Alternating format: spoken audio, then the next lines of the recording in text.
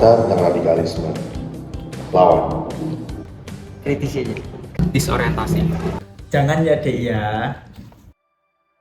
Bangsa Indonesia secara geografis merupakan negara kepulauan yang sangat besar, dan secara monografis Indonesia juga dikenal memiliki penduduk yang heterogen yang terdiri dari banyak suku, ras, agama, dan budaya. Di satu sisi, hal tersebut menjadi suatu kekayaan potensi, namun di sisi lain dapat menjadi suatu peluang adanya ancaman dan bahaya berupa paham atau ideologi yang bertentangan dengan Pancasila, diantaranya intoleransi, radikalisme, dan terorisme.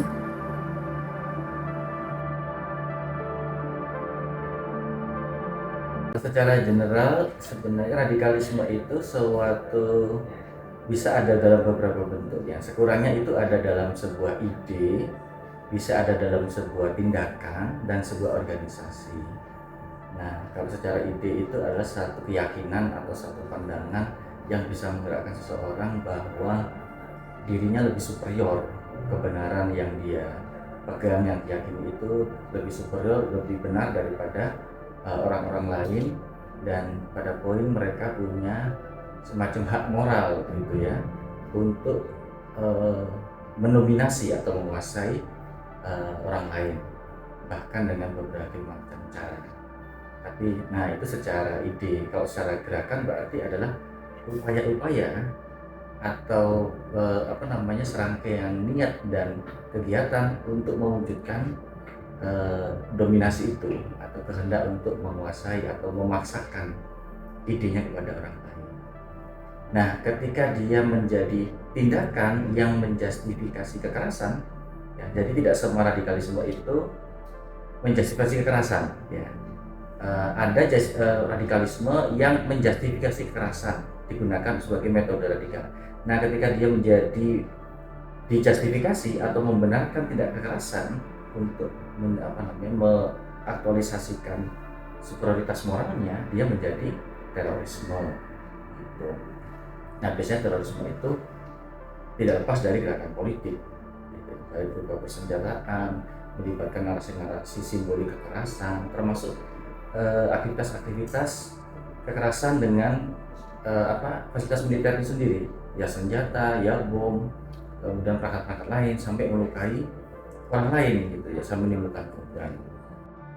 Persoalan munculnya radikalisme di Indonesia disebabkan karena bangsa Indonesia melupakan nilai-nilai luhur Pancasila dan Bhinneka Tunggal Ika. Nilai-nilai Pancasila sudah tidak lagi menjadi pegangan teguh bangsa Indonesia, sehingga tidak ada lagi kedamaian, ketentraman, dan kasih sayang antar sesama manusia. Padahal Pancasila merupakan landasan ideal dalam mengatasi persoalan radikalisme dan terorisme. Peran Pancasila dalam hal ini tidaklah mudah. Banyak sekali kasus radikalisme yang berusaha untuk mengganti ideologi Pancasila dengan ideologi tertentu. Banyak kasus radikalisme yang terjadi di Indonesia.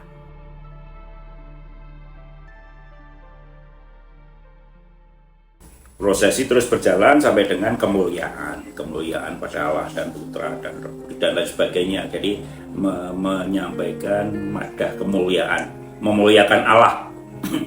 Nah, pada saat itu masuk.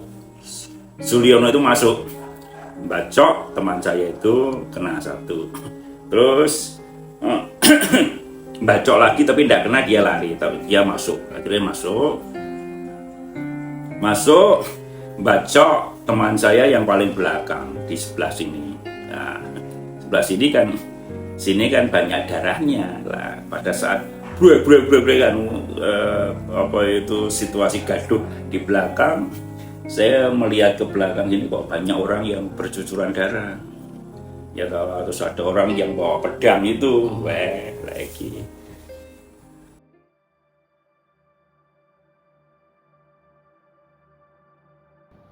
Tadi ini sebenarnya pertanyaan tendensius ya, artinya kamu mencoba untuk mengarahkan bagaimana radikalisme dalam konteks ngebom tadi sama agama gitu ya. Ya sebenarnya kurang setuju juga, karena tadi yang kita bahas dari awal, radikalisme nggak kayak gitu kan. Tentu kalau misal kita pahami dengan simplifikasi radikalisme sama dengan ngebom itu, Islam yang dalam konteks ini agama yang aku anut gitu ya, itu sama sekali tidak boleh ngebom. Bahkan gini ya, dalam Islam itu eh, yang namanya larangan itu terbagi jadi dua. Pertama ada larangan yang sifatnya benar-benar dilarang, ada larangan yang sifatnya anjuran, makruh, jadi dijauhilah gitu. Aku contohin larangan yang sifatnya itu betul-betul dilarang. Jadi dalam Islam itu ada kaidah la dharar wa la dirar, ya kan? Tidak membahayakan dan tidak juga dibahayakan. Jadi orang Islam itu sifatnya dia tidak membahayakan dan tidak juga dibahayakan. Dalam hadis Nabi disebutkan juga al-muslimu man salimal muslimul akhar min lisanihi wa yadihi. Seorang muslim adalah seorang muslim yang lainnya itu selamat daripada lisan dan tangannya. Maksudnya apa? Jadi seorang muslim itu mampu untuk membuat orang lain itu selamat daripada lisan dan tangannya. Jadi jangan sampai lisannya ini atau tangannya ini membuat muslimnya itu nggak selamat. Nggak selamat itu artinya dia nggak tenang ini segala macam. Nah, jadi kalau konteksnya adalah bagaimana Islam mengajarkan kita soal hubungan antar manusia, itu sangat dilarang kita untuk menebarkan yang namanya ketakutan di tengah manusia. Sangat dilarang.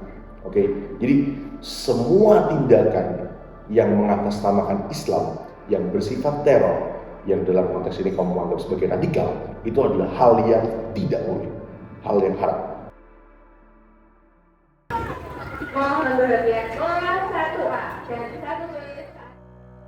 Kelompok radikal sering menyasar generasi muda. Mereka masuk lewat sosial media, menyebarkan propaganda, menjanjikan kebenaran bagi yang bergabung. Padahal yang mereka ajarkan bukan kebenaran tapi kehancuran. Dengan perkembangan teknologi yang begitu pesat, anak-anak dapat dengan mudah terpapar pandang radikalisme. Pemikiran yang belum matang dari anak-anak dan kata-kata yang terlihat meyakinkan dan emosional dari doktrin dapat memancing dan menjerumuskan banyak anak-anak ke dalam paham radikal. Pencegahan radikalisme sejak usia dini memerlukan pendidikan karakter yang melibatkan 3 pihak utama secara sinergis. Pendidikan karakter harus menjadi tanggung jawab bersama antara sekolah, orang tua, dan masyarakat. Untuk dari kepolisian, terutama sesuai fungsi saya sebagai Babinmas, kami mendeteksi dari perilaku-perilaku anak-anak remaja di desa binaan kami. Misalkan ada remaja-remaja yang terindikasi biasanya kebiasaan mereka itu tidak umum. Contoh untuk beragama pun mereka terlalu ekstrim, dalam artian suka membid'ah-bid'ahkan orang, mengkafir-kafirkan orang yang tidak sesuai dengan keyakinan yang telah mereka dapat. Itu. Terus di samping itu kita bekerja sama dengan tokoh agama, tokoh masyarakat, terutama dengan orang tua. Orang tua ini saya anggap paling hal yang sangat vital dalam pembinaan remaja agar tidak terjerumus dalam paham-paham radikalisme dan terorisme. Dari keluarga mereka bisa lebih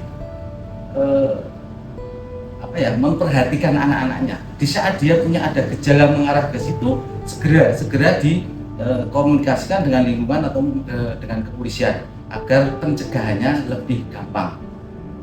Di saat baru gejala awal, ibarat penyakit seperti tumor itu masih stadium 1. Kalau tadi sudah merasuk ideologinya itu dalam sangat kuat, kita biasanya kesulitan seperti itu. Pencegahannya kompleks karena ini kan juga fenomena yang menurut saya juga nggak yang bisa diidentifikasikan jelas sumbernya itu spesifik apa gitu, karena bisa tadi banyak aspeknya gitu. Dari masyarakat yang termoderasi dan dari bahkan kan radikalisme sebenarnya mirip-mirip kayak hoax gitu, masyarakat mempercayai hoax dan sebagainya. Banyak aspeknya, dari medianya, dari masjidnya gitu untuk memfasilitasi jemaahnya untuk bisa diskusi gitu.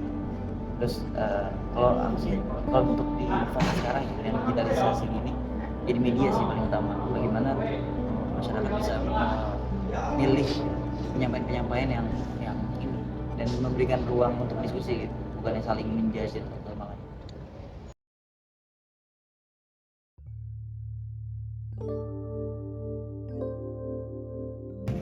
Pancasila itu sendiri dapat mencegah itu karena ya pertama Pancasila itu sendiri kan tidak di kanan tidak di kiri nih, jadi beneran di tengah gitu, rasanya itu seperti itu. Terus kalau gimana cara kita mencegahnya itu sendiri kalau misal dari sudut pandang filsafat. Eh, dalam pelajaran yang saya udah ampu, yaitu di etika, di mata kuliah etika, itu tuh ada yang namanya kita mengetahui baik dan buruk, gimana kita bisa tahu oh ini tuh hal yang baik nih, ini oh hal yang buruk nih, kita bisa tahu yang seharusnya dilakukan gitu. Jadi pandangan yang paling cocok itu tuh soal utilitarianisme. Itu gimana, apa sih utilitarianisme itu? Utilitarianisme itu tuh gimana kita semakin banyak orang yang mendapatkan kebaikan tersebut, ya ambil jalur itu gitu. Nah, dengan Pancasila, terutama mungkin ada, seperti kita tahu ada sila ketiga persatuan Indonesia seperti itu kan menekankan kepada persatuan antar semua suku dan ras dan semua latar belakang seperti itu. Selain itu, menurut apa yang aku pelajari juga di psikologi, dalam psikologi sosial itu ada teori namanya in group out group seperti itu kan. Jadi kalau in group itu kita hanya menganggap atau kita mengelompok dengan orang-orang yang memang memiliki latar belakang atau pemikiran yang sama. Kalau out group itu sebaliknya.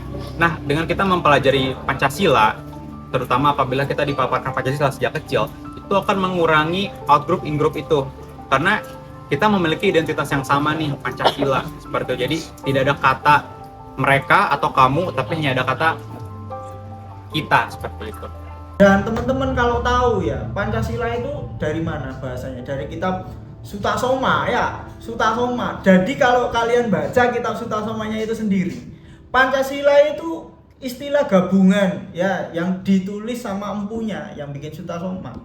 Itu dari apa ya, pemahaman Hindu dan Buddha. Jadi istilah Pancasila itu sendiri adalah gabungan dua konsep agama ya, dua agama yaitu Hindu dan Buddha. Kalau dibaca, untuk lebih jelasnya teman-teman bisa cari, sebenarnya ada seperti itu. Cuman nggak mungkin saya jelaskan di sini. Jadi kita itu, negara kita ini dibentuk berdasarkan apa? Berdasarkan nilai-nilai toleransi. Nilai-nilai toleransi biar kita bisa hidup bersama ya. Asas utamanya adalah gotong royong, jadi bareng-bareng seperti itu. Asas utama dari Pancasila ya, kalau kata Soekarno, kalau dikerucutkan lagi adalah gotong royong. Kalau kita nggak punya toleransi dalam gotong royong, nggak bakal itu bisa gotong royong seperti itu. Radikalisme bukan soal keyakinan, tapi soal manipulasi. Mereka mencuci otak, menghilangkan empati, dan menghapus logika. Indonesia adalah rumah bagi semua. Mari kita jaga bersama.